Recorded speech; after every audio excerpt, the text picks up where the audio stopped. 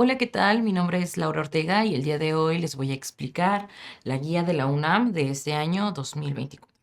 Entonces vamos a iniciar con la primera pregunta del área 1, ¿sale?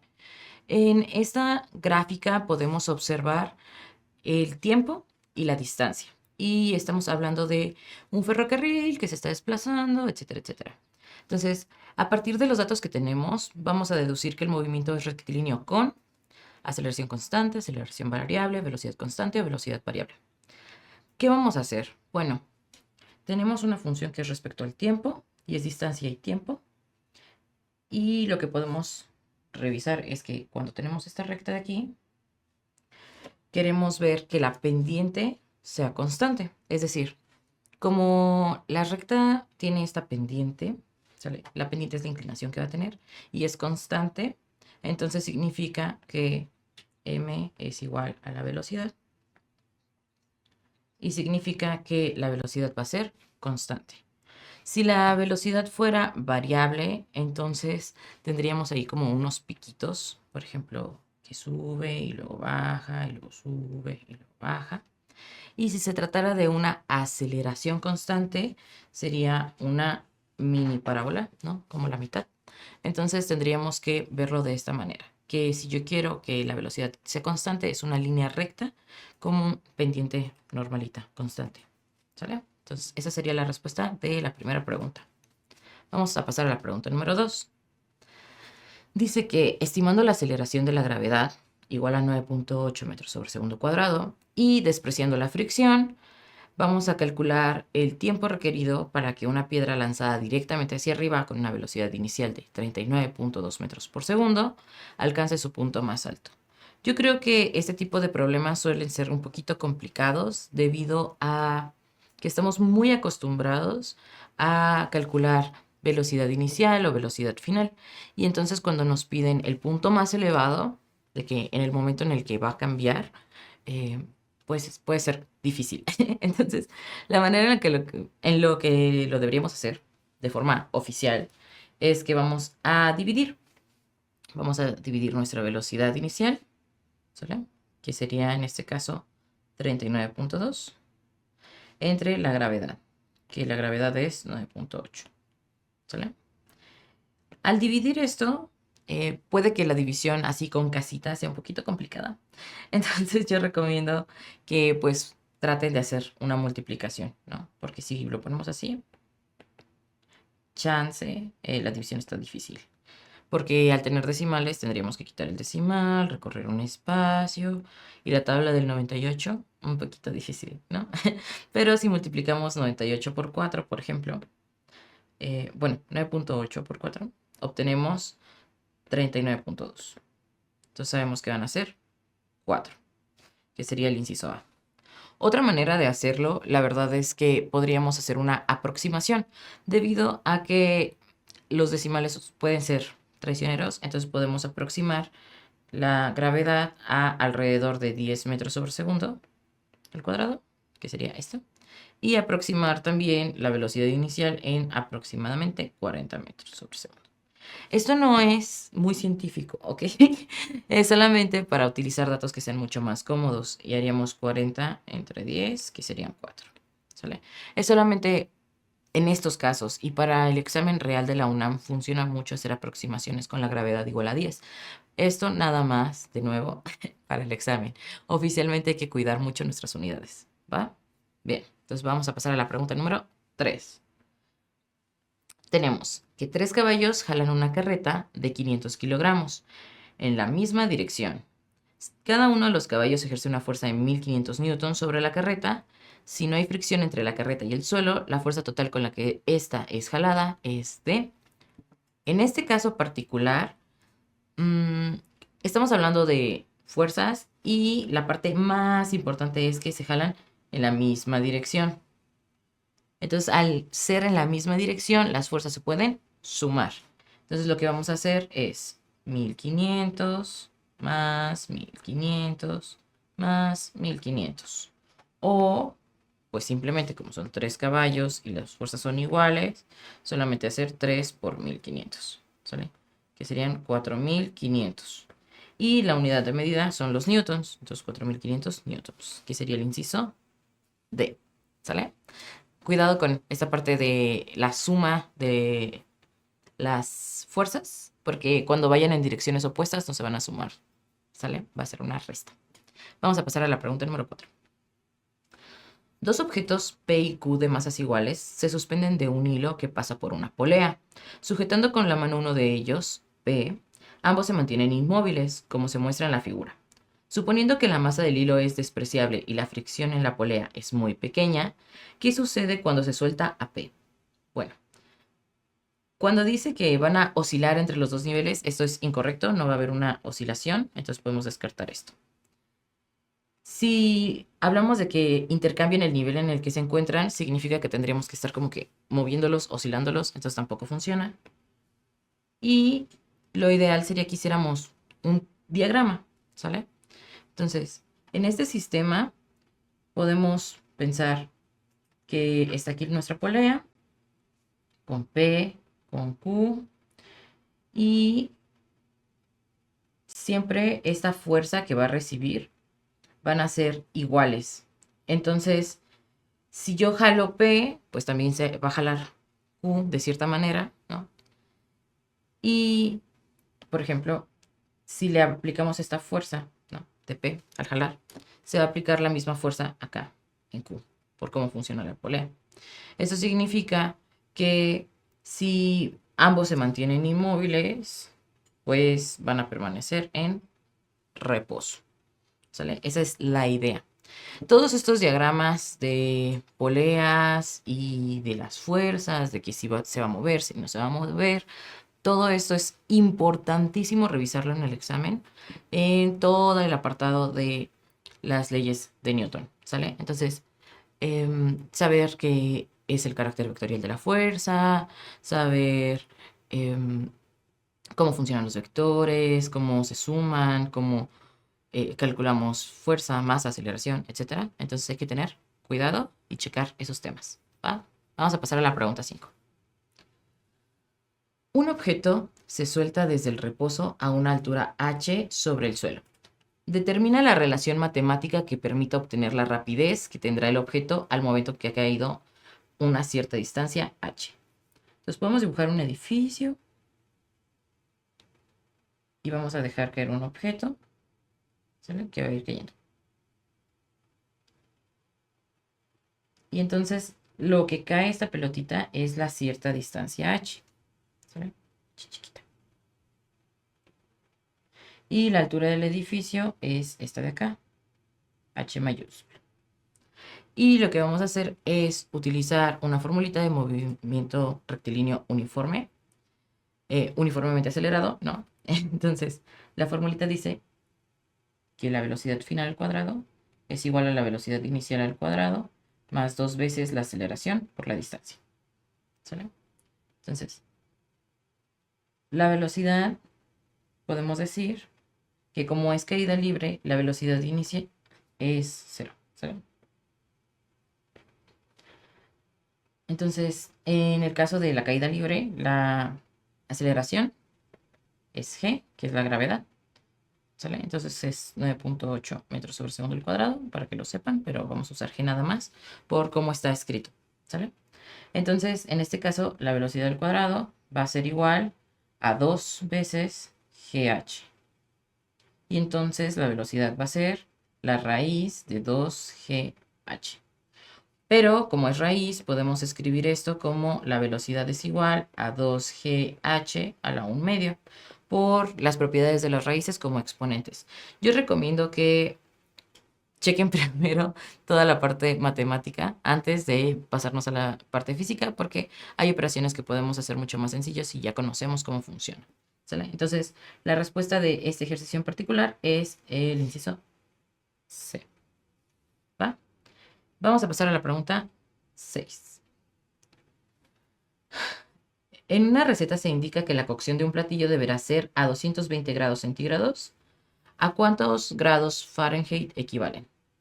Hacer una conversión de grados, ya sea de grados centígrados a Fahrenheit, de Fahrenheit a Kelvin, etcétera, pues tenemos que saber cuál es la fórmula para la conversión. En este caso, podemos nosotros decir que la temperatura en grados Fahrenheit es igual a 1.8 por la temperatura en grados centígrados más 32 grados. ¿Sale? Esa es como nosotros vamos a hacer la conversión. Y lo único que tenemos que hacer es sustituir esto de aquí. Sería 1.8 por 220 más 32.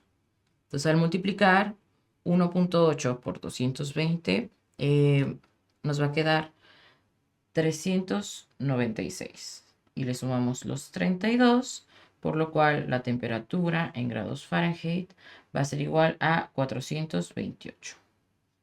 ¿Sale? Entonces la respuesta va a ser el inciso C. Todas las conversiones de grados de Fahrenheit a Celsius, de Celsius a Kelvin, etc. Todas las fórmulas son distintas, no podemos aplicar siempre la misma, pero sí podemos sacar la razón de conversión a partir de la que ya tenemos. Entonces, para que tengamos eso en mente. Vamos a pasar a la siguiente. ¿Sale? Una de las oposiciones de la teoría cinética de los gases es que las moléculas de un gas, ¿sale? Inciso A, carecen de movimiento. Inciso B, se mueven lentamente. Inciso C, son rígidas. Inciso D, son deformables. Bueno, la teoría cinética de los gases habla de que los gases están en constante movimiento y son partículas que no se pueden deformar y tienen conexiones inelásticas. Entonces, podemos decir que al ser estas partículas que no se pueden deformar, pero tienen las conexiones inelásticas y así, en realidad lo que tenemos que como respuesta es el inciso C, ¿sale? Porque si no se pueden deformar, significa que son rígidas y podemos descartar por completo el inciso D, la A y la B. Aunque haya mucho movimiento, en realidad es el movimiento como muy aleatorio. Solamente es con la definición, ¿va? Entonces vamos a pasar a la pregunta número 8. Calcula la frecuencia de una luz de color rojo con una velocidad de 300.000 kilómetros por segundo y una longitud de onda de 7 por 10 a la menos 7 metros. Bueno, en este caso tenemos que calcular que la frecuencia, ¿no? Entonces, la frecuencia normalmente vamos a utilizar esta parte de la velocidad. Y la velocidad va a ser el haz de luz por la frecuencia, ¿no? La longitud de onda. Entonces, velocidad entre la longitud de onda va a ser igual a la frecuencia. En este caso, la velocidad es 300.000 kilómetros por segundo. Pero como las unidades tienen que ser con metros por cómo está la conversión, hay que primero convertir los 300 kilómetros por segundo a metros. ¿Sale? Entonces voy a escribirlo como con otro color. Velocidad es igual a 300.000 kilómetros por segundo. Pero como los queremos en metro, les queremos hacer la conversión. Agregamos 3 ceros porque 1 kilómetro son 1000 metros. ¿Sale? Entonces voy a poner los 300.000, 3 ceros, metros por segundo. Que esto lo podemos escribir como 3 por 10 a la 8 metros por segundo, ¿sale? Por la cantidad de ceros que tenemos. Entonces podemos hacer la división de que la frecuencia va a ser igual a la velocidad, que en este caso es 3 por 10 a la 8 metros sobre segundo, entre 7 por 10 a la menos 7 metros sobre segundo, ¿sale? Y ya tendríamos que resolver. La verdad es que esta es la parte más complicada de la resolución por cómo funcionan las partes de los exponentes. En este caso podemos ya despreciar la parte de las unidades porque ya tenemos que es metros sobre segundo entre metros sobre segundo. Entonces nos va a quedar que son los hertz y podemos solamente hacer la operación con los datos. ¿Qué recomiendo yo como persona que le gustan las matemáticas? Que lo que deberíamos hacer es hacerlo por separado. Podemos hacer la operación con los números que están antes de la multiplicación y los que tienen el 10 con la potencia. Debido a que con la potencia ¿sale? Nosotros podemos aplicar la famosísima ley de los exponentes. Entonces tendríamos, voy a ponerlo aquí, 10 a la 8 menos menos 7. Menos por menos es más, entonces nos va a quedar 10 a la 8 más 7, que en este caso serían 10 a la 15, ¿no? Y luego yo tendría que hacer esta división del 3 séptimos. Pero en este caso, el 3 entre 7, tendríamos que poner así, 0, punto. Bajamos un 0, cabe a 4, y luego va a ser 20, ¿no? Y así sucesivamente, ¿no? Entonces, vamos a seguir y seguir y seguir hasta que ya no queremos más, pero yo lo voy a dejar en 3 cifras. Y entonces me va a quedar 0.428. Y debido a que voy a hacer esta parte de que voy a recorrer el punto un espacio, ¿sale? Lo voy a recorrer de aquí para acá. Entonces por eso le voy a tener que restar 1. Y va a ser 10 a la 4. Pero en realidad, a la 14, perdón. Pero en realidad es más fácil que eso, porque podemos pensarlo con que ya obtuvimos el 4.28 y entonces es la única opción que lo contiene. A veces es más fácil solamente hacer una parte de la operación y luego checar los incisos para no tener que hacer la segunda parte. En este caso, la parte fácil era dividir nada más el 3 entre el 7 y ya, ¿sale? A veces va a ser un poquito más complicado porque sí se van a aparecer algunas opciones y pueden variar los exponentes. Pero en el caso del examen de la UNAM, yo, en mi experiencia, he visto que en realidad tratan de que las respuestas sí salgan en una sola vez, ¿sale? Es decir, que si resuelves una operación, llegues y no tengas que hacerlo como en dos partes, a menos que se trate de matemáticas. En matemáticas sí hacen un montón eso de que la opción A es 2 y menos 2 y la B es menos 2 y así. Entonces sí es en física de esta manera. Vamos a ver entonces la pregunta 9. A todo fenómeno ondulatorio que sucede cuando se obstruye una parte del frente de onda se le llama, inciso A, interferencia, inciso B, difracción, inciso C, polarización, inciso D, refracción. Bueno, en este caso nosotros podemos dibujar una onda, ¿sale? Y nuestra pared, ¿sale? Y cuando la onda quiera pasar por en medio de esta pared, se va a dividir para un lado y se va a dividir para otro. ¿Sale? Así es como funciona. Entonces, por ejemplo, cuando estamos en un cuarto y platicamos y eso, nuestra voz sale a partir de la puerta, ¿no? Se escucha, pero se escucha distinto, ¿no? Y como que rebota y cosas de ese estilo. Pero es muy importante que nosotros sepamos que así funciona la difracción. ¿Sale? Entonces, la difracción es eso, que cuando atraviesa, se separa la onda y hace como que este rebote. Entonces, como estamos haciendo la separación debido a que se obstruye una parte del frente, entonces por eso sería la B. ¿Va? Pregunta 10. El siguiente esquema muestra un circuito, una batería B conectada a dos resistores, un resistor 2R del doble del valor de la resistencia que el otro R. Si a través del resistor R circula una corriente I de magnitud 3 amperes, ¿qué cantidad de corriente circula a través del resistor de valor 2R? Bueno, en este caso, todos los ejercicios que son de circuitos en el examen de la UNAM son prácticos. Es decir, no va a haber una pregunta que sea teórica. Y en este caso, como tenemos que la corriente es de 3, ¿sale? Va a ser I igual a 3 amperes. ¿Sale? Entonces, va a avanzar esta parte. ¿Sale? Y se mueve por todo este resistor. Y entonces hay dos decisiones, hay dos caminos. Está el avanzar hacia los dos resistores o dar vueltita. ¿Sale?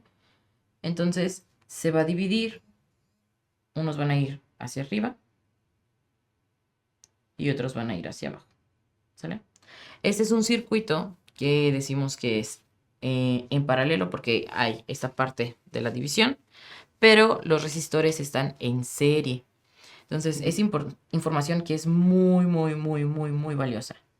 ¿Cómo se suman las resistencias cuando estamos hablando de que van en serie? Bueno, se suman de forma directa, ¿sale? Es decir, normalito. Sumamos la resistencia 1, la resistencia 2 y así. Igual las intensidades de las corrientes. Entonces lo que podemos hacer en este caso es decir que sabemos que es la intensidad es 3 de este lado. Y vamos a sumar la resistencia, ¿no? La intensidad de la corriente en el otro resistor. Y esto nos tiene que dar 3 también. Eso significa que nuestra corriente en la otra parte, en el resistor 2R, va a ser igual a 3 menos 3, que serían 0. Porque estamos hablando de que en realidad tenemos que hacer la suma total y la suma total es de 3 amperes para todo el circuito. Entonces, por lo que viene en el dibujo, ¿ok? Quiero aclarar. Entonces, en este caso es la B. Los ejercicios en este caso son muy sencillos, pero en ocasiones van a tener que aplicar la ley de Ohm, de que la corriente entre el voltaje, ¿no? Y cosas así. Entonces, tengan mucho cuidado con qué es lo que estén calculando. ¿Va? Pregunta 11.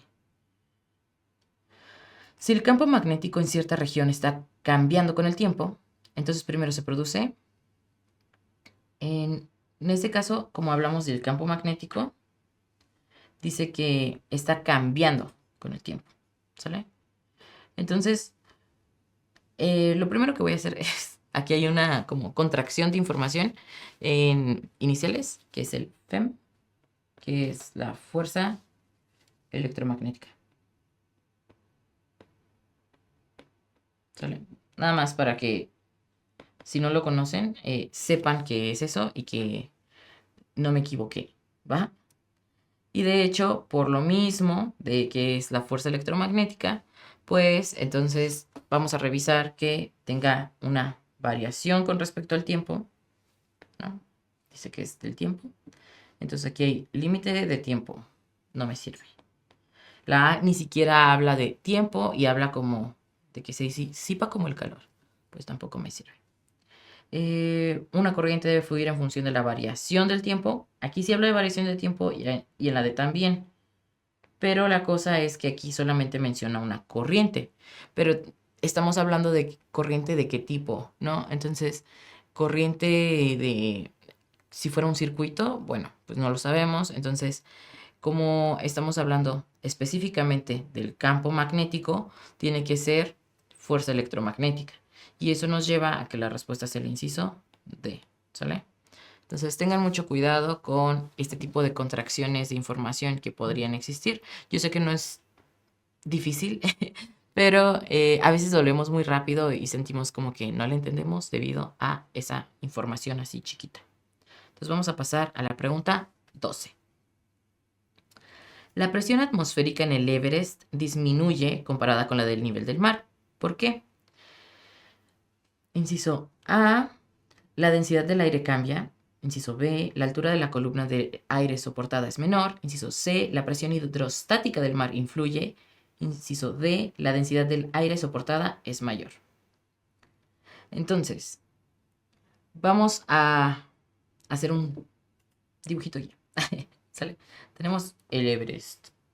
Y aquí está la personita. Y acá está la otra personita. ¿Sale? Y entonces, entre más arriba estemos en el Everest, existe esta columnita de aire, ¿no?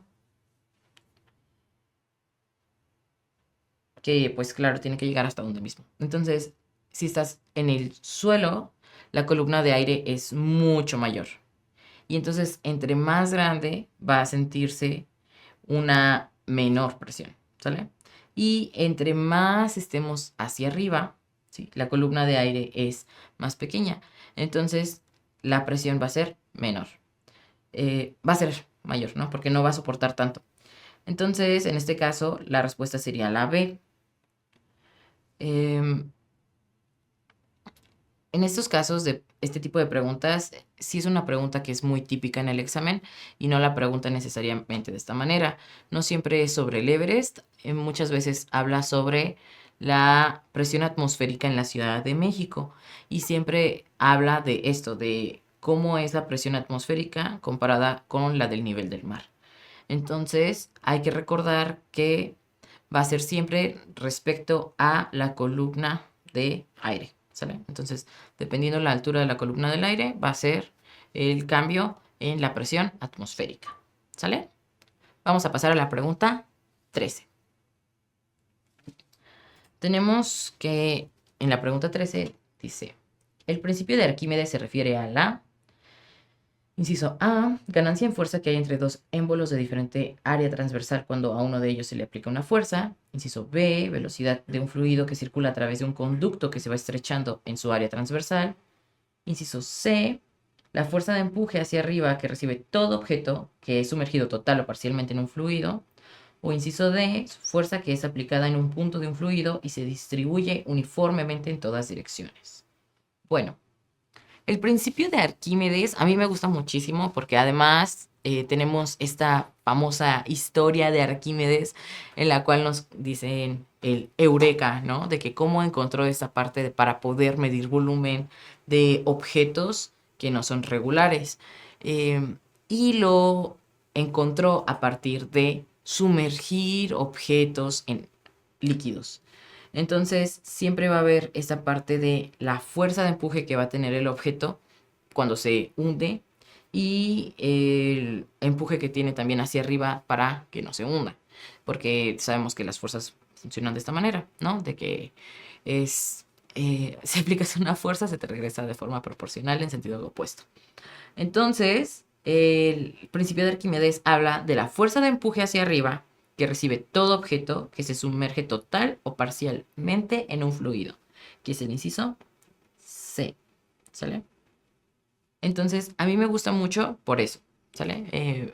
Y los otros incisos son otro tipo de cosas que también se hablan en la parte de la hidráulica, ¿no? De que presión de fluidos y cosas así, como la fuerza que es aplicada en un punto de un fluido y se distribuye uniformemente, bueno, podemos hablar también de Pascal y esas otras cosas. Entonces pueden checar esas partes del principio de Pascal, el principio de Arquímedes, checar Bernoulli y la función de continuidad para que puedan comprender de qué habla la teoría, ¿va? Vamos a pasar a la pregunta 14.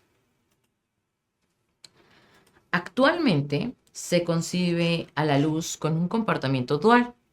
Esto se refiere a que se le considera como, bueno, eso ya entra en el apartado de física actual, física moderna, porque antes concibíamos a la luz únicamente como una onda, ¿sale? La onda de la luz, la electricidad, ¿no? Entonces siempre la estudiábamos de esta manera, como una onda. Pero resulta que no, que la luz también tiene un comportamiento de otro tipo. Entonces, este otro comportamiento es de partícula, ¿sale?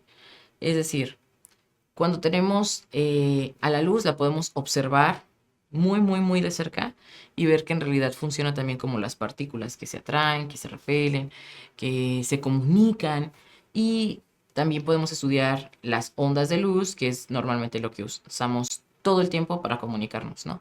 En las ondas de comunicación de radio, etcétera. Entonces, en este caso, la respuesta sería el inciso A.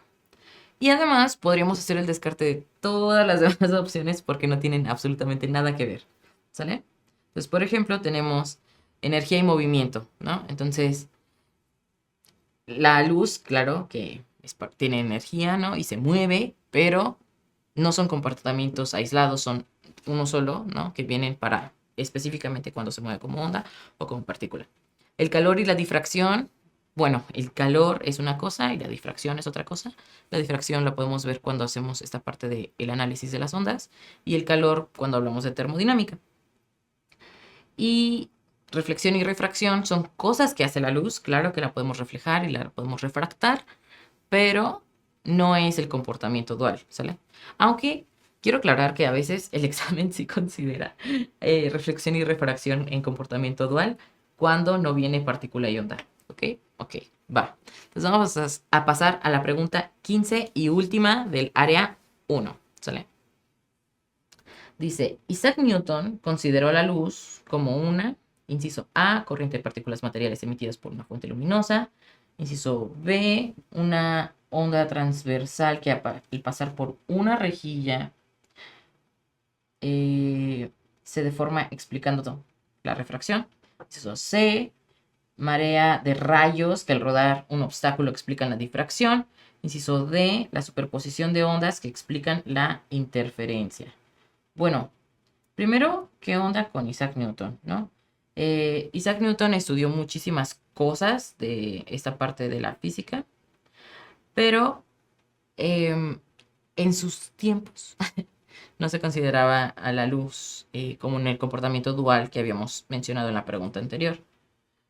Él pensaba que era como un trenecito de partículas que salían de una fuente de luz, ¿no? O sea, de un foco, ¿no? Por ejemplo, o de una velita o cosas así, ¿no? Entonces siempre lo pensó de esta manera, como una corriente de partículas. Entonces podemos decir que la respuesta es la A. Pero los engañé, no es cierto. La última pregunta del área 1 es la 16. Es que es difícil, oigan. A veces se me olvida cuántas preguntas tiene el área 1 porque son un montón. Y pues en general, la pregunta 16 habla sobre los modelos atómicos. Dice, ¿cuál de las siguientes opciones es un postulado del modelo atómico de Bohr? Los electrones en órbita circular cuando están acelerados pierden energía y ganan núcleo. O los electrones se mueven en estados estacionarios alrededor del núcleo sin perder energía. O, de acuerdo con la radiación beta, debe haber electrones en el núcleo atómico. O un electrón en el átomo puede variar continuamente el valor de su energía. Bueno, el modelo atómico de Bohr es que si nosotros tenemos nuestro núcleo y tenemos nuestras órbitas, podemos tener por ahí, por ejemplo, un electrón aquí. Y el electrón, si le aplicamos cierta energía, puede brincar de su órbita a la siguiente. ¿Sale? La cosa es que cuando hace este cambio, no puede quedar a medio camino. Entonces, los núcleos sí se pueden mover, digo, los electrones. En el núcleo solamente hay neutrones y protones, pero los electrones, que son los que se mueven en las órbitas, sí se pueden mover de órbita a órbita. Y además, Bohr decía que al hacer este movimiento no se perdía energía de ningún tipo. Entonces, la respuesta sería la B. ¿Sale? En realidad, cuando hace este cambio de órbita a un electrón, es porque le estamos aplicando energía, pero esa energía que nosotros le aplicamos también la suelta. Entonces, por eso no hay un cambio de energía en nuestro átomo. ¿Sale? Yo recomiendo mucho que sí chequen esa parte de los postulados de los modelos atómicos, todos los modelos atómicos, y vean como que sus fichitas y vean de que, bueno, este señor hablaba de que era de esto, este señor hablaba de que esto otro, ¿sale? Nada más como para que lo conozcan y para que sepan que todo el apartado de física en realidad se trata de algo muy teórico. Entonces no va a haber tantos ejercicios como hacer divisiones o así, sino son más de conocimiento, como lo hicimos en esta parte del área 1, ¿va? Entonces espero que les haya servido mucho si van a esta área y vamos a pasar entonces a las preguntas del área 2. Hola, ¿qué tal? Mi nombre es Laura Ortega y el día de hoy te voy a explicar la guía de la UNAM de este calendario, esta vuelta, que es la del 2024, vuelta 1, del apartado del área 2. Vamos a revisar pregunta a pregunta, iniciando con la pregunta número 1. Dice, un patinador describe un desplazamiento d con respecto al tiempo, como se muestra en la figura. ¿Cuál es la velocidad media del recorrido del patinador en todo su recorrido? Bueno, podemos encontrar que la distancia que recorrió fue hasta este punto, que son 16 metros, y que el tiempo que duró fueron 15 segundos. Entonces, lo que vamos a hacer únicamente va a ser dividir. ¿Qué nos da la pista? Las unidades. Dice metros sobre segundo. Entonces solamente vamos a hacer 16 entre 15. Cabe a 1, se pone el punto, se baja 1, 0, 0, ¿no? Otro 0, etcétera. Y entonces con esto yo puedo saber que es aproximadamente 1.06 metros por segundo y la respuesta sería el inciso B. Recuerda que este apartado se trata de movimiento rectilíneo uniforme y que si yo quiero calcular este tipo de cosas que son velocidad media o rapidez media, pues lo único que tengo que hacer es calcular la distancia total entre el tiempo total. Pasamos a la pregunta 2. Dice, durante 15 segundos un motociclista se desplaza a 20 metros por segundo, después durante 20 segundos se mueve a 15 metros por segundo, posteriormente se detiene durante 25 segundos y finalmente durante 18 segundos se traslada a 10 metros por segundo. Con base en los datos, la rapidez media es D, pues es igual que la anterior. Necesito calcular el tiempo total y la distancia total. Para calcular la distancia, podemos usar el famosísimo triangulito de que Dios lo ve todo, ¿no? Entonces, en este caso, yo quiero calcular distancia, que sería multiplicar la velocidad por el tiempo. Entonces, en el primer apartado de 15 segundos a 20 metros por segundo va a ser 15 por 20, que serían 300 metros. Voy a tomar el segundo apartado, que es 20 segundos a 15 metros por segundo. Entonces va a ser 20 por 15, que también son 300 metros. Y finalmente tomaríamos el apartado de los 18 segundos a 10 metros por segundo. Entonces 18 por 10, que serían 180 metros. Sumamos toda esta información y vamos a tener un total de 780 metros. Ahora vamos a sumar las parte de los segundos, ¿no? La parte de esta unidad de medida, que son 15, 20, los 18 segundos y los 25 que se mantiene detenido, porque también cuentan. Entonces vamos a tener que son 15, 20, 25 y 18, que serían 78 segundos. ¿Sale? Entonces la rapidez media va a ser igual a la distancia total entre el tiempo total. Y 780 entre 78 son 10 metros por segundo, que sería el inciso D. Y ya terminamos. ¿Va? Pregunta 3. Dice, una moneda de 10 gramos es colocada sobre un plano sin fricción. Si se desea producirle una aceleración de 5 metros por segundo al cuadrado, ¿cuál es la magnitud de la fuerza que se requiere para aplicar? Lo primero es que nosotros vamos a utilizar el sistema internacional de medida, entonces los 10 gramos los tenemos que convertir a kilogramos. Yo sé que 1 kilogramo son 1000 gramos. Entonces, si yo tengo 10 gramos, pues va a ser 0.01 kilogramos. ¿Sale? Y esa es la unidad que vamos a manejar aquí. ¿Sale? Para que lo tengamos en cuenta. Ya que tengo esta información, ¿qué sé? Pues que debido a la segunda ley de Newton, existe una formulita que dice que la fuerza es igual a la masa por la aceleración. Yo ya tengo la aceleración, que dice que es de 5 metros por segundo al cuadrado. Y tengo la masa, que es de 0.01 kilogramos. Por lo cual, la fuerza va a ser igual a 0.01 por 5, que serían 0.05 newtons, que es el inciso B. Y es todo. También una pista para saber cómo calcularlo es que los newtons como unidad de medida es kilogramos por metro sobre segundo cuadrado. Entonces, eso nos dice, necesitas de algún lugar sacar kilogramos y la parte de la aceleración. ¿Sale? Vamos a la pregunta 4. Dice, para medir fuerzas se emplea un dinamómetro que en esencia es un resorte adecuadamente calibrado. En la calibración de todo dinamómetro se hace uso de, bueno, quizás podría pasar, pero quizás en su casa ustedes no tienen un dinamómetro.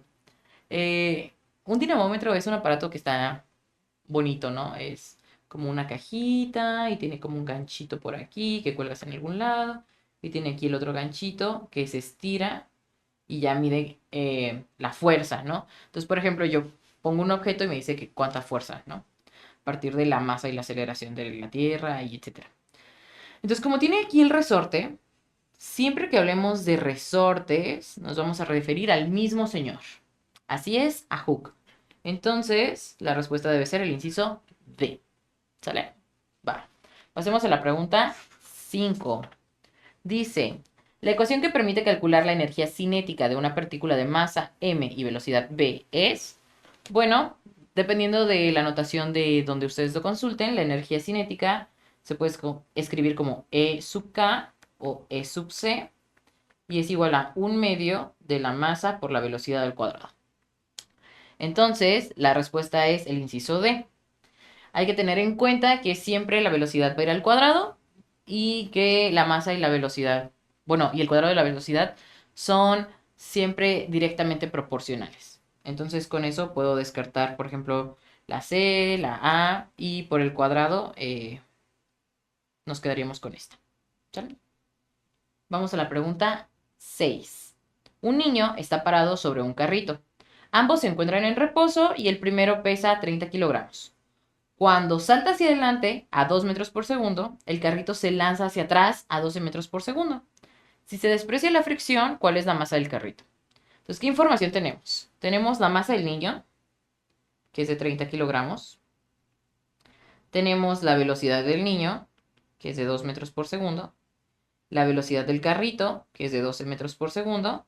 Y nos están pidiendo la masa del carrito. Esa es la que no conocemos. Entonces, debido a Newton, de nuevo, esta es la conservación de la energía. Entonces, para la conservación, lo que tenemos que hacer es que la masa por la velocidad del niño tiene que ser igual a la masa por la velocidad del carrito. Es decir, Mn, Bn es igual a Mc, Bc. ¿Sale? En este caso, sustituimos, serían 30 por 2 es igual a 12m. Y despejamos. 30 por 2 son 60. El 12 está multiplicando, lo vamos a pasar dividiendo. Y esto va a ser igual a la masa del carrito, que en este caso sería 60 entre 12, 5 kilogramos. Y la respuesta debe ser el inciso B. Entonces hay que sustituir, tener paciencia, tomar todos los datos que correspondan. ¿Sale? Vamos a la pregunta 7.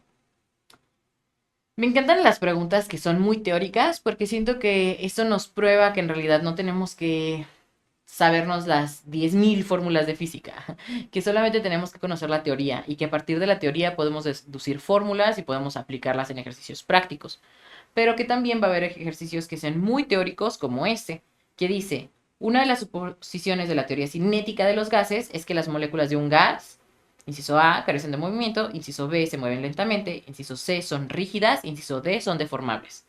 Bueno, lo primero que yo sé es que a partir de la parte de cinética estoy hablando de movimiento. Y cuando estoy hablando de gases, yo sé que en los gases hay un montón de partículas y que se mueven un montón, rápido, rápido, rápido, para todos lados, pero se mueven. Entonces, eso significa que puedo descartar la A y la B debido a que hablan sobre carecer de movimiento o que se mueven muy poco. Y ya de ahí tengo dos opciones. Tengo la C, que es que sean rígidas, y la D, que son deformables. Pero las moléculas de un gas no se deforman, siempre van a ser rígidas. Entonces, como no se deforman, la respuesta es C. Y con eso pasamos a la siguiente pregunta, que es la número 8. A la playa llega el oleaje del mar y en ocasiones llegan algunas olas de mayor tamaño que el promedio. Lo anterior se debe al comportamiento ondulatorio de las olas, pues una característica de estas es que se superponen. ¿Sale? Hay un montón de ondas distintas, ¿no? Están las ondas eléctricas, las ondas luminosas, las ondas de sonido. Entonces, este movimiento ondulatorio de las olas que tenemos, cómo se mueven esas ondas en el mar, lo que hace es que no tienen un movimiento que sea siempre fijo, de que, ay, pues está el mar y está la ola, y hasta que llega a la orilla sale otra ola. No, nosotros sabemos que está la ola y luego de repente sale otra y luego otra y luego otra. Y unas son más grandes que otras y otras son más chiquitas. Y de hecho, si ustedes alguna vez han visto un video del mar, a veces estas olas está una que es muy grande y luego está una chiquitita y luego como que la grande se come a la pequeña, ¿no? Porque viene de más arriba, etcétera. Y esto hace que las ondas se superpongan, ¿sí? Se pone una sobre la otra. Entonces, eso hace que nuestra respuesta sea el inciso D, ¿sale? A veces, el apartado de física se siente muy sencillo porque lo podemos resolver con el conocimiento que nosotros tenemos de nuestra vida cotidiana. ¿Va? Pasemos a la siguiente pregunta. La 9. Dice, un fenómeno que ocurre entre dos ondas mecánicas puede generar franjas claras y oscuras. Lo anterior se debe a... Bueno, de nuevo, estamos hablando de fenómenos ondulatorios, entonces hay por ahí un detallito que podemos realizar. Debido a que queremos generar franjas claras y oscuras, significa que necesitamos hacer que, por ejemplo, si yo aplico la luz, ¿no? Voy a poner como un foco, ¿no? Y voy a poner por aquí una reja. Y esta reja, en unas partes va a ser, no va a dejar pasar la luz. Entonces forma franjas que son claras y oscuras, que es lo que normalmente vemos cuando am, es, está el sol, ¿no? En la calle y vemos como los barrotes de cuando vamos caminando o los árboles o así. Forman estas luces y sombras. Y esto ocurre debido a que el objeto que está ahí está interfiriendo con el camino de la luz. Entonces la respuesta es el inciso C, interferencia. ¿Sale? Va. Pregunta 10. Una resistencia eléctrica de 9 ohmios disipa una energía de 100 joules cada segundo. ¿Cuál es el voltaje en los extremos de la resistencia? Debido a que es de 100 joules cada segundo, podemos escribirlo como 100 joules por segundo. ¿Y esto de aquí qué es? Pues estos son watts. Entonces yo puedo decir que la potencia es de 100 joules por segundo, que serían 100 watts. Y tengo la resistencia, que dice que es de 9 ohms. Y debido a que me pide el valor del voltaje, bueno, necesito una relación entre voltaje, resistencia y potencia eléctrica. Entonces, para eso, yo sé que la potencia es igual a I al cuadrado por R. Pero en realidad también es igual a el voltaje al cuadrado sobre la resistencia. Esta es la que nos conviene. Y además, yo ya tengo la información. Esto es 100 igual a b cuadrada sobre 9. El 9 lo voy a pasar multiplicando. 9 por 100 es igual a b cuadrada, por lo cual 900 es igual a b cuadrada. Este 2 que está en exponente lo voy a pasar como raíz. Y la raíz de 900 es 30 voltios. Por lo cual la respuesta es el inciso A. Estas relaciones que existen en la parte de electricidad, del voltaje, la resistencia, la corriente, ¿no? Que es la I, la potencia eléctrica, lo pueden encontrar en el apartado correspondiente de física en nuestro curso práctico. Y si tienen alguna duda, pues nos lo dejan en los comentarios, ¿va? Después la 11, que yo creo que es la típica pregunta del examen sobre la presión atmosférica. Dice, la presión atmosférica en el Everest disminuye comparada con la del nivel del mar. ¿Por qué? Bueno, el Everest es una montañita, ¿no? Y el nivel del mar es como aquí en el suelo. Entonces voy a poner un monito aquí, si estuviéramos ahí arriba o si estuviéramos aquí abajo. Y yo sé que la distancia que hay de nuestra cabecita hasta la atmósfera, ¿no? Es más pequeña, ¿sale? A si estuviera con respecto al nivel del mar. Esto es mayor. Entonces la presión atmosférica es más pequeña en el Everest debido a que aquí hay una columnita de aire. Entonces, dependiendo de del tamaño de la columna de aire, es la presión que vamos a sentir. Entonces, por lo cual la respuesta es el inciso A. La altura de la columna de aire soportada es menor. ¿Sí? Y este tipo de preguntas es de las más comunes en el examen de la UNAM, debido a que lo suelen preguntar, no tanto con el Everest, pero sí con la Ciudad de México, ¿no? De que la presión atmosférica en la Ciudad de México, comparada con la del nivel del mar, disminuye. ¿Por qué? Y entonces la respuesta sería porque la altura de la columna de aire soportada es menor. Y después tendríamos nuestra pregunta número 12, que también es la última pregunta del área 2, que dice, a través de una lente convergente de 30 centímetros de radio, pasan rayos que forman una imagen a 20 centímetros de distancia de la lente. ¿A qué distancia se encuentra el objeto real del lente? Bueno, tenemos una formulita para esto, que es 1 sobre S' menos 1 sobre S es igual a 1 sobre F'. ¿Qué significa esto? S' es la distancia que hay hasta la imagen. S es la distancia al objeto. Y F' es el radio. Entonces, en este caso dice que el radio es de 30 centímetros. Entonces voy a poner que esto es 1 sobre 30. Dice que forman una imagen a 20 centímetros. Entonces, lo voy a marcar en azul para que sea más fácil. Sería 1 sobre 20. Y desconocemos la distancia del objeto real. Entonces, menos 1 sobre S. Y eso es lo que quiero encontrar. Voy a hacer el cambio de las fracciones. Entonces, de aquí vamos a obtener un 20avo menos un 30avo es igual a 1 sobre S. Hago esta resta de fracciones. Va a ser 30 menos 20 sobre 600, que serían 10 sobre 600, que es 1 sobre 60.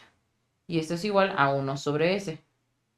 Por lo cual, la distancia del objeto es de 60 centímetros. Y ya terminamos. ¿Sale? Entonces, hay ejercicios en los cuales sí vamos a necesitar hacer un procedimiento más práctico, pero para ello, pues es importantísimo que dominen sus operaciones básicas. Espero que les haya ido súper bien y cualquier duda la dejan en los comentarios. Nos vemos a la próxima. Hola, ¿qué tal? Mi nombre es Laura Ortega y el día de hoy te voy a explicar la guía de la UNAM del 2024 para la vuelta 1 del apartado de Física para el área 3. Entonces, en este caso iniciamos con la pregunta número 1, que nos dice: ¿cuál de los siguientes casos ejemplifica un movimiento rectilíneo uniforme? Inciso A, un auto que frena paulatinamente hasta detenerse. Dice que va frenando, entonces no me sirve. Inciso B, una manzana cayendo en línea recta desde su árbol, porque es una caída libre, tampoco me sirve. Un tren que avanza en línea recta a razón de 2 metros por cada segundo. Como avanza en línea recta con una razón específica de distancia-tiempo, esta sería la respuesta de mi movimiento rectilíneo uniforme. ¿Sale? Y pues la D la descartamos porque dice que frena intempestivamente, ¿no? Entonces, esta sería mi respuesta correcta, el inciso C. Pasemos a la pregunta número 2. 3 caballos jalan una carreta de 500 kilogramos en la misma dirección. Cada uno de los caballos ejerce una fuerza de 1500 newtons sobre la carreta. Si no hay fricción entre la carreta y el suelo, la fuerza total con la que esta es jalada es D. Debido a que jalan en la misma dirección, entonces las fuerzas se suman. Entonces son 1500 y el total son 3 caballos. Entonces va a ser 1500 más 1500 más 1500. Que yo creo que la manera más sencilla es hacer 3 por 1500, ¿verdad? Pero es como para ejemplificar que se está sumando. Entonces serían 4500 newtons, que sería la respuesta D. Pasemos a la siguiente. 3. La potencia que requiere un montacargas para elevar con rapidez constante un bloque de 2000 newtons a una altura de 3 metros en 15 segundos es... Bueno, en este caso queremos encontrar la potencia, que es igual al trabajo sobre el tiempo. Y el trabajo lo podemos calcular a partir de la fuerza por la distancia. ¿Qué información tenemos? Yo tengo que quiero una fuerza, tengo una fuerza de 2000 newtons, una altura de 3 metros, que sería nuestra distancia, y un tiempo de 15 segundos. Entonces, lo primero que voy a hacer es calcular el trabajo. El trabajo serían 2000 por 3, que serían 6000. Y ya que tengo esto, que serían newtons por metros, voy a calcular la potencia. ¿Sale? Entonces la potencia va a ser igual a 6000 newtons por metro sobre 15 segundos. Entonces de aquí nos va a dar un total de W, ¿no? Y 6000 entre 15, bueno, yo sé que 60 entre 15 son 4 y los dos ceros. 400. Y esa sería nuestra potencia, que sería el inciso D. y ya acabamos. ¿Va? Pregunta 4. Una pelota de 2 kilogramos se desplaza hacia la izquierda con una velocidad de 10 metros por segundo. Importantísimo. Esta es la pelotita de 2 kilogramos. Y como se desplaza hacia la izquierda, entonces esta velocidad la podemos escribir como menos 10 metros por segundo, porque va de derecha a izquierda. La dirección es importante en las velocidades porque recordemos que la velocidad es una magnitud vectorial, es decir, nos importa la magnitud, cuánto mide, y la dirección. Y después tenemos por aquí, lo voy a marcar aquí en rojo para que no se nos olvide, que va a chocar esta pelotita de frente con una pelota de 4 kilogramos, que sería esta de acá, que viaja hacia la derecha a 2 metros por segundo. Y nos está preguntando que cuál es la velocidad final si las dos pelotas se quedan pegadas después del choque. Debido a que las pelotas se quedan pegadas después del choque, este de aquí sería un choque inelástico. Y para ello yo puedo utilizar una formulita de la velocidad final que me dice que es la masa 1 por la velocidad 1 más la masa 2 por la velocidad 2 sobre la masa 1 más la masa 2. En este caso, pues yo ya tengo toda la información. Entonces, la velocidad final va a ser igual a la masa 1, que dijimos que es 4, por la velocidad 1, que es 2, más la masa 2, que es 2, por la velocidad 2, que es menos 10, entre la suma de las masas, que es 4 más 2. De aquí 4 por 2 son 8, 2 por menos 10 son menos 20 y 4 más 2 son 6. 20 menos 8 son menos 12 sobre 6 menos 2. ¿Menos 2 qué? Metros por segundo. Por lo cual la respuesta es el inciso D. Yo sé que es un poquito complicada esta parte de, de saber qué tipo de choque es, pero el choque inelástico siempre va a ser cuando una vez que chocan, se quedan ahí pegaditas. El choque elástico es cuando hay un rebote y lo podemos inferir a partir de que elástico viene de elasticidad, que viene de un resorte, y entonces los resortes rebotan. Entonces, si se quedan pegados, es inelástico y podemos usar esto. ¿Sale? Vamos a la pregunta 5. Dice, un termómetro marca 102 grados Fahrenheit. ¿Cuál es su temperatura en grados centígrados? Yo sé que la conversión usual es pasar de grados Fahrenheit a grados centígrados. La conversión es grados centígrados por 1.8 más 32. Pero yo lo quiero hacer al revés. Ahora quiero sacar los grados centígrados. Entonces los grados centígrados son iguales a los grados Fahrenheit menos 32 entre 1.8. Y vamos a sustituir. Yo ya tengo aquí la información. Sería 102 menos 32 sobre 1.8. 102 menos 32 son 70 sobre 1.8. Le voy a agregar un 0 y divido entre 18. 700 entre 18 es 38.8 grados centígrados. Por lo cual la respuesta es el inciso C. Si no me creen, que lo entendería totalmente, que no me crean, pueden hacer la división de casita, ¿no? Aquí. La verdad es que la tabla del 18 puede que se les complique un poquito, pero no se asusten, todo sale bien. Entonces, para que lo intenten. Vamos a pasar a la pregunta entonces 6, que es de mis favoritas, porque siento que se escucha súper difícil por la información que nos está dando, pero en realidad es muy cómoda de hacer. Dice que una onda formada en una cuerda tiene una longitud de onda de 10 centímetros y un periodo de 2 segundos. ¿Con qué velocidad se propaga? La velocidad va a ser la longitud entre el tiempo. Entonces, yo puedo escribir que la velocidad es la longitud de onda entre el tiempo. En este caso, la longitud de onda es de 10 centímetros y el tiempo es de 2 segundos. Por lo cual, la velocidad solamente va a ser dividir estos dos. Y 10 entre 2 son 5 centímetros por segundo, que sería el inciso C. Y ya está. ¿Sale? Pasemos a la pregunta 7. ¿En cuál de las siguientes condiciones se genera un campo magnético? Inciso A. Por la simple presencia de cargas eléctricas. Esto es falso, que solamente existan cargas eléctricas no me alcanza, no me es suficiente para que se cree un campo magnético. Entonces descartamos A. B. Al tener campos eléctricos en movimiento. Bueno, si los campos eléctricos están en movimiento, significa que hay cargas eléctricas en movimiento. Eso significa que esto es un paso más avanzado de lo que yo necesito, entonces lo puedo descartar. C, al tener cargas eléctricas en movimiento, que es justo esto, que decíamos que este es el previo. Entonces, con esto es lo que yo necesito para que exista el campo magnético. Y descarto la D por la que la presencia nada más de los campos eléctricos no me alcanza, que es como descartar la A. Y ya, eso es todo. La respuesta es el inciso C. Y cualquier cosa de esta parte de electricidad, campo eléctrico, campo magnético, lo pueden checar en nuestro curso en línea. Pasaremos a la pregunta entonces 8. Estas preguntas, yo las odio mucho porque toda esta parte de calcular volumen y presión y así es muy tardado. No las odio porque sea difícil, sino porque es mucha talachita. Es hacer muchas operaciones.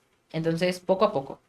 Lo que yo tengo aquí es que el volumen de cómo se va a llenar esto va a ser igual al área por la velocidad por el tiempo. ¿Sale? Entonces, yo puedo calcular el volumen. Aquí está. Es una alberca olímpica que mide de esa manera. Entonces es un prisma rectangular. Solamente tengo que multiplicar las medidas. 50 por 25 por 3. Que sería que el volumen va a ser igual a 3.750 metros cúbicos. Después yo tengo la velocidad, que es de 4 metros por segundo. Quiero justo saber cuál es el tiempo, entonces el tiempo lo desconozco, pero el área sí la podemos calcular. Entonces dice aquí que el diámetro del tubo es de 40 centímetros, por lo cual el radio es de 20 centímetros y en metros esto es 0.2 metros. ¿Sale? Entonces el área va a ser igual a 0.2 al cuadrado por pi, que serían 0.04 por 3.14. Entonces, poco a poquito, ¿va? Yo sí recomiendo que hagan estas operaciones, entonces las voy a hacer aquí en chiquitito, 3.14 por 0.04. 4 por 4 son 16, 4 por 1 4 y 1 5, 4 por 3 son 12. Tiene 4 números después del punto, entonces va a ser 0.1256. Esta de aquí es el área en metros cuadrados.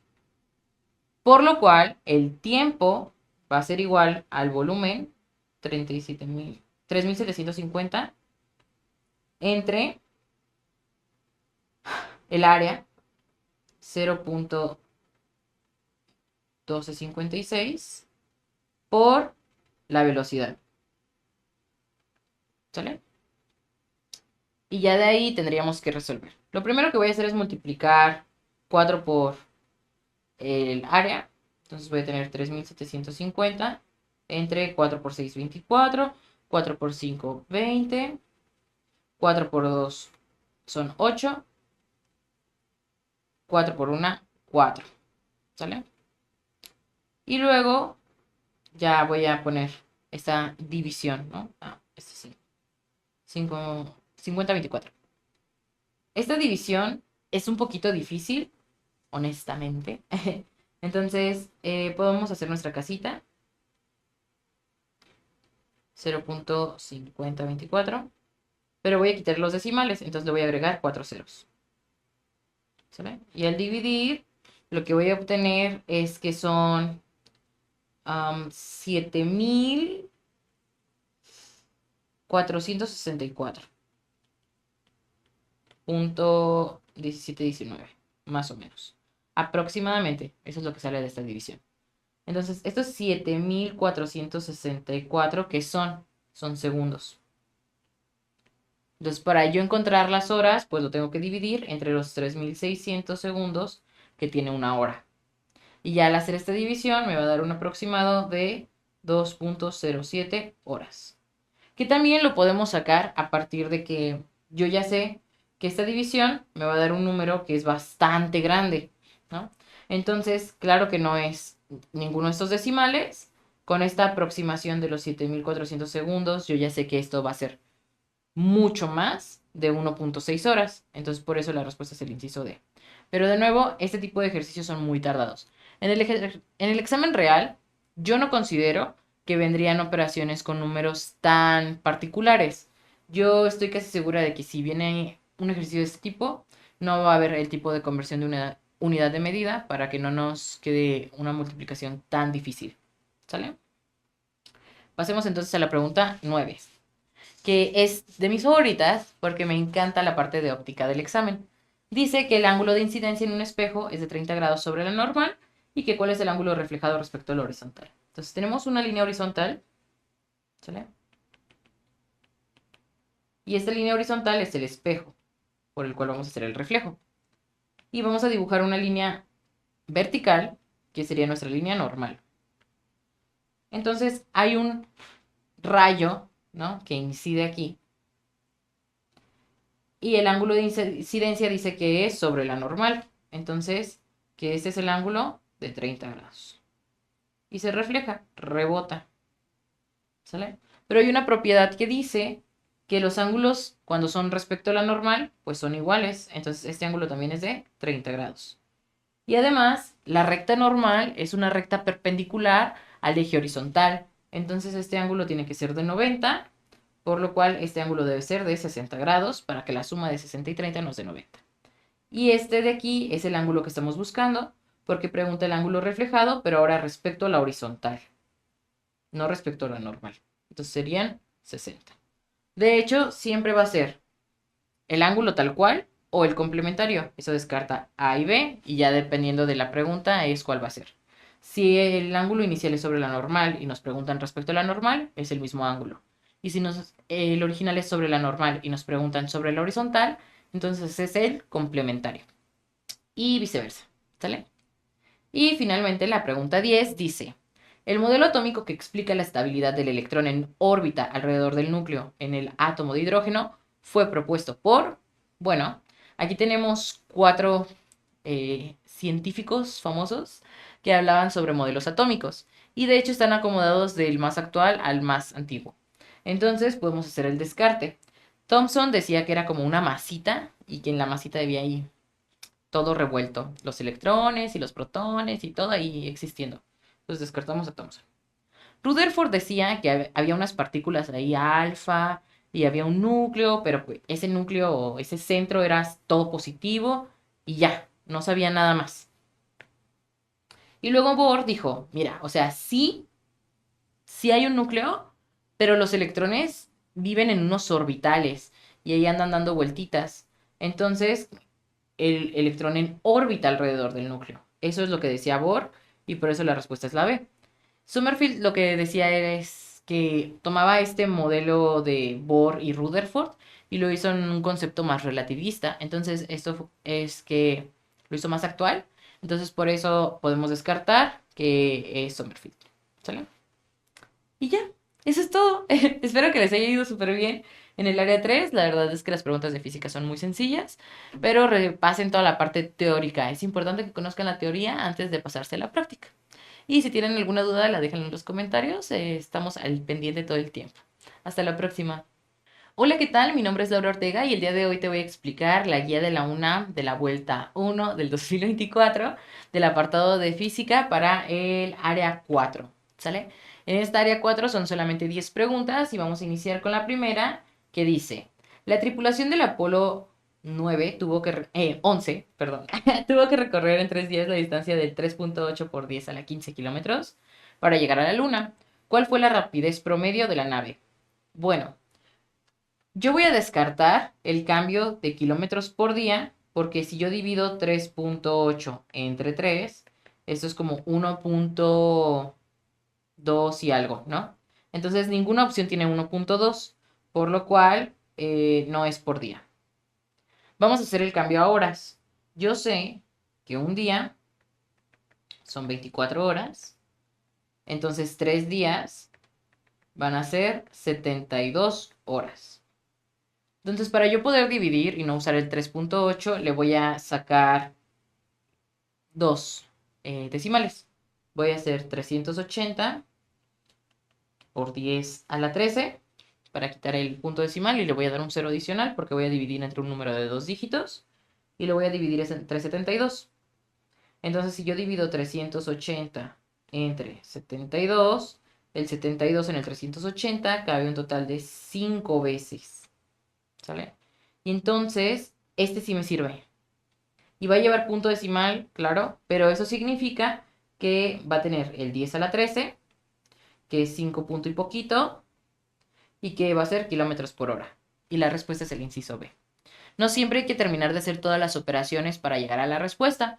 Muchas veces con hacer un pedacito nos alcanza. Vamos a pasar a la pregunta 2. Dice, para una velocidad constante, la rapidez es, inciso A, menor que la magnitud de la velocidad, inciso B, mayor que la magnitud de la velocidad, inciso C, igual que la magnitud del vector de la velocidad, inciso D, independiente de la magnitud de la velocidad. La rapidez y la velocidad son cosas que se confunden mucho en el examen. ¿Por qué?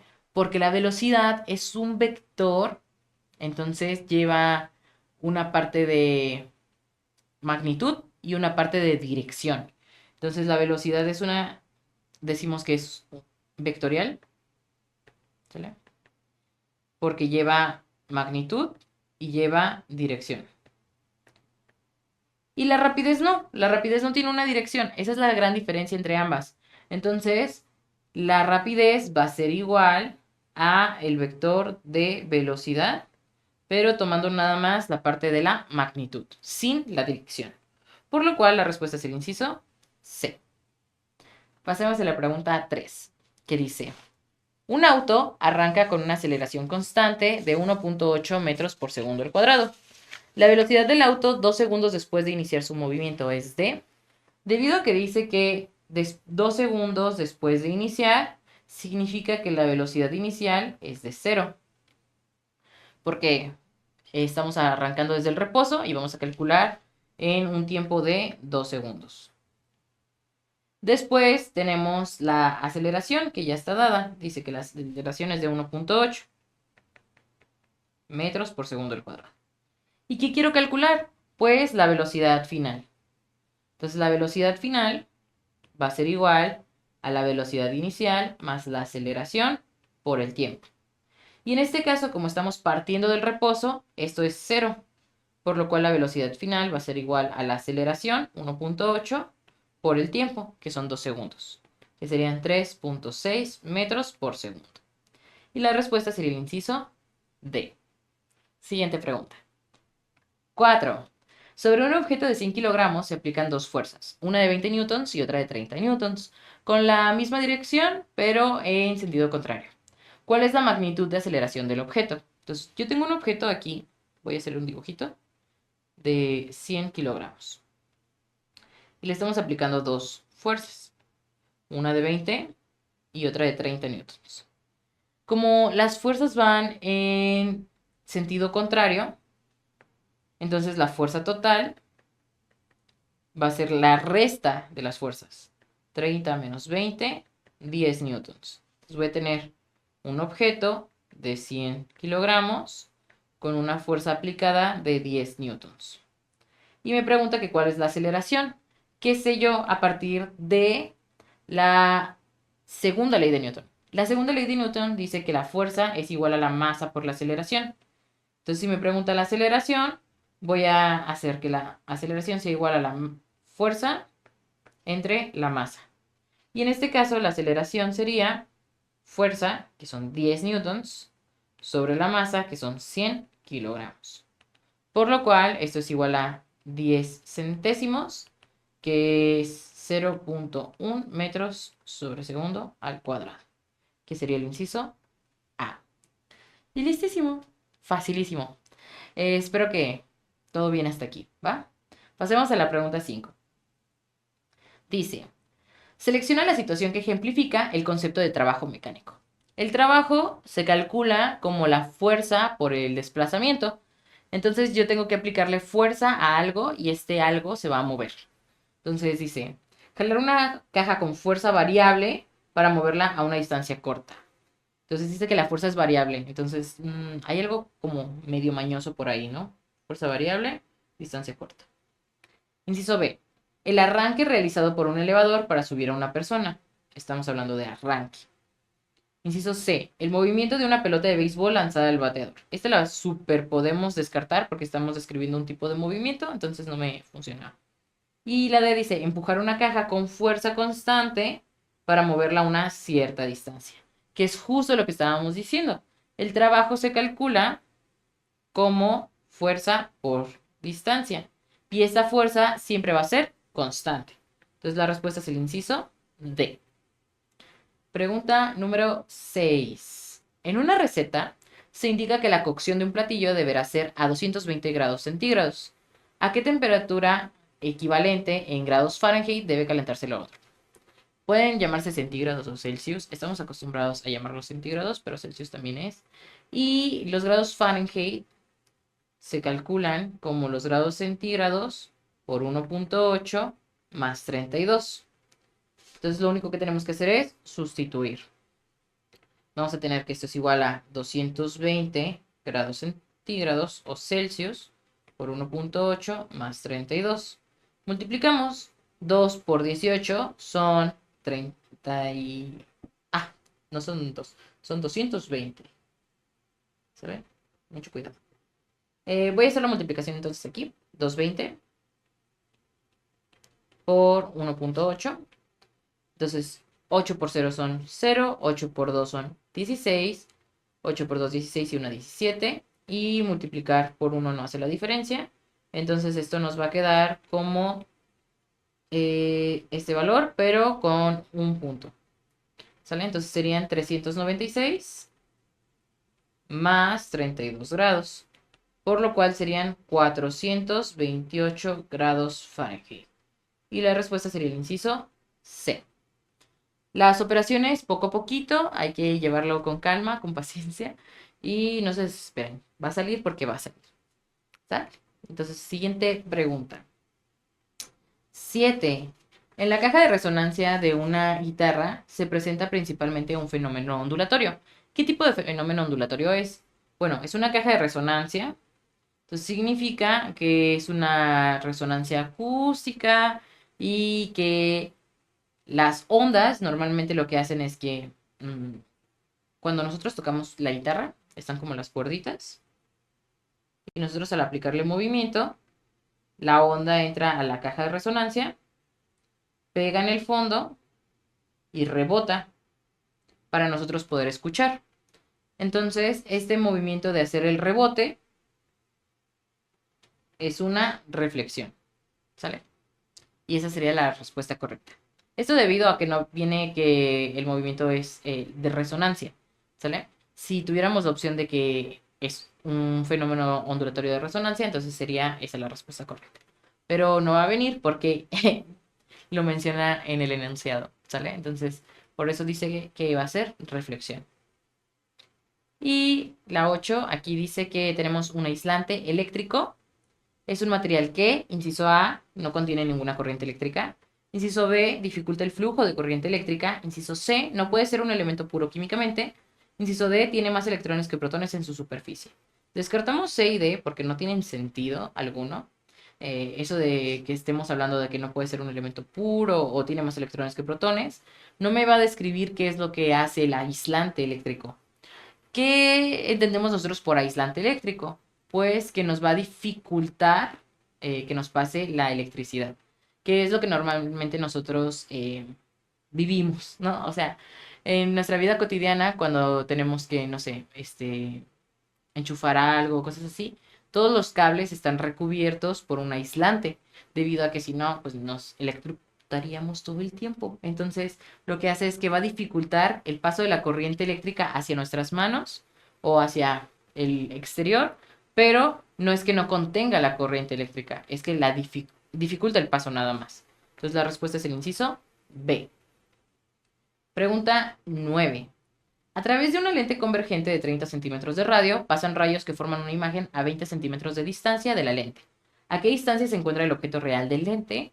Para eso vamos a usar esta relación, que es 1 sobre la distancia de la imagen, le voy a poner de la imagen, menos 1 sobre la distancia al objeto, es igual a 1 sobre el radio. Y aquí viene toda la información. La distancia de la imagen es 20 centímetros, 1 sobre 20. La distancia del objeto es la que no conozco, entonces le voy a llamar X porque no la conozco. Y el radio dice que es de 30, entonces 1 sobre 30. Cambiamos estas dos fracciones de posición para hacer la operación correspondiente. Un veinteavo menos un treintavo. Y esto va a ser igual a, voy a hacer la operación de la resta de fracciones. Serían 30 menos 20 sobre 600 igual a 10 sobre 600, que es 1 sobre 60. Y esto tiene que ser igual a 1 sobre la distancia del objeto. Eso significa que como estos dos valores son iguales, también los de acá. Que la distancia del objeto es de 60 centímetros. Y ya estaría. Y por último, la pregunta más clasiquísima de la física moderna del examen de la UNAM es que ¿en qué áreas recibió Madame Curie el premio Nobel? Como estamos en el apartado de física, pues claro que la respuesta tiene que llevar física. Eso nos va a descartar la B y la C.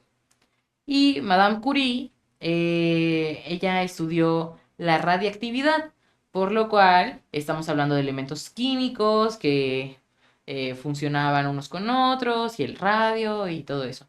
Entonces descartamos la A porque no es la parte de biología y la respuesta es el inciso D. Que si les interesa conocer más sobre esto, la verdad es que la historia de Madame Curie es súper interesante y hay un montón de información sobre todo lo que ella aportó para la ciencia.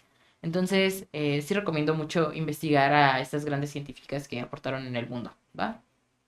Y ya, eso sería todo. Espero que les haya ido súper bien en el área 4. La verdad es que es muy cortita para física. Son solamente 10 preguntas y que si tienen alguna otra duda, la pueden dejar en los comentarios. Estamos siempre al pendiente. Nos vemos en la próxima.